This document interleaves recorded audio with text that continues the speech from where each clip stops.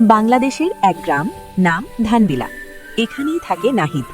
Nahid class 3-তে পড়ে। ভোরে পাখির ডাক শুনতে ও খুব ভালোবাসে। তার সবচেয়ে প্রিয় পাখি হলো দোয়েল। একদিন সকালবেলা নাহিদ বাড়ির পেছনের বাঁশঝাড়ের পাশে খেলছিল। হঠাৎ মনে হলো কোনো পাখি কাঁদছে। কাছে গিয়ে দেখে একটা ছোট দোয়েল মাটিতে পড়ে আছে। দোয়েলের একটা পাখা কাত হয়ে আছে, উড়তে পারছে না। নাহিদের খুব খারাপ লাগলো। সে আস্তে করে পাখিটাকে হাতে তুলে নিল আর দৌড়ে বাড়িতে গেল। মাকে বলল, মা, পাখিটা আহত হয়েছে, আমরা কি ওকে সাহায্য করব? মা ছোট একটা বাক্সে নরম কাপড় বিছিয়ে দিলেন। ওরা দোয়েলটাকে সেখানে শুইয়ে বাক্সটা জানালার পাশে রাখল। নাহিদ পাশে পানি আর ভাতের দানা রাখল।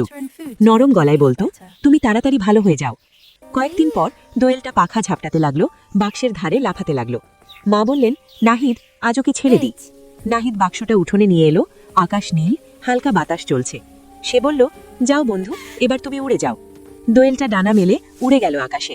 বাঁশঝাড়ের মাথায় বসে খুশি হয়ে ডাকতে লাগলো। নাহিদ মনে মনে ভাবল, আমরা একটু সাহায্য করলে একটা ছোট্ট প্রাণও আবার নতুন করে উঠতে পারে।